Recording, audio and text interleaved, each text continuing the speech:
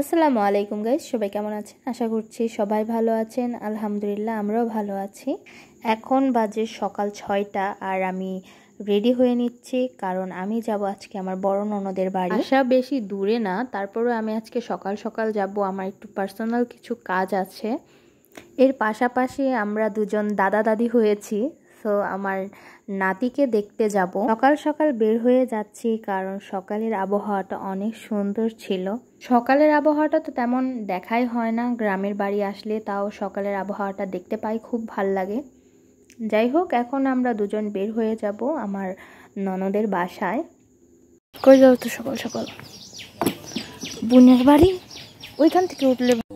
সকাল সকাল কাকে দেখার জন্য চলে আসা হলো? নাতি নাতি নাতি নাতি নাতি, এটা নাতি, ভাগ্নের ছেলে। বাহ, ভাগ্নের ছেলে নাতি। ছোট ছোট মা আমার কোলে ঘুমায় যায় একবারে। নাতি, এ নাতি, নাতি রে। আচ্ছা, আমার কোলে জর্জেটের উন্নত, সে শুয়ে আরাম পাচ্ছে না। আমাদের কাজ শেষ করে আমরা বিকালবেলা বাসায় চলে আসছি।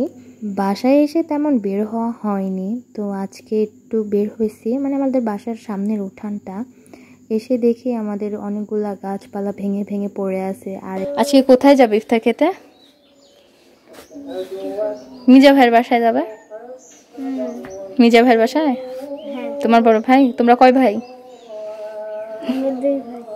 চাস্তো 2 ভাই, তাই না?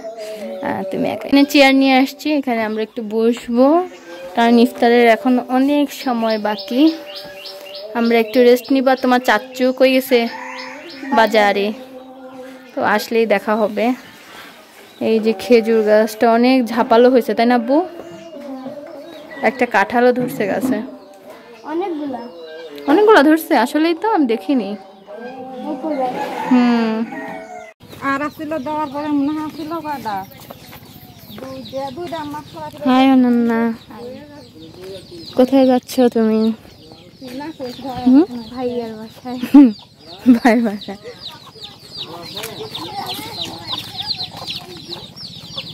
পানি নেই দেখো। আজকে এই রাস্তা দিয়ে হাইটে যাচ্ছি বাড়ির পিছন দিয়ে।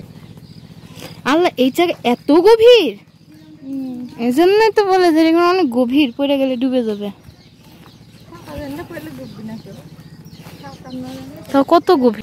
এখানে তো আগে নিচা ছিল না, এখন মাটি ফেলে উঁচা করছে। আর এই জায়গার পানি তো কখনো কমে না। পুকুর মাছ আগে বলে ফুটতে গোসল করতো। একবার আমরা আসছিলাম না, কোন করতে, হ্যাঁ, এই পুকুরে মগ দিয়ে তুলে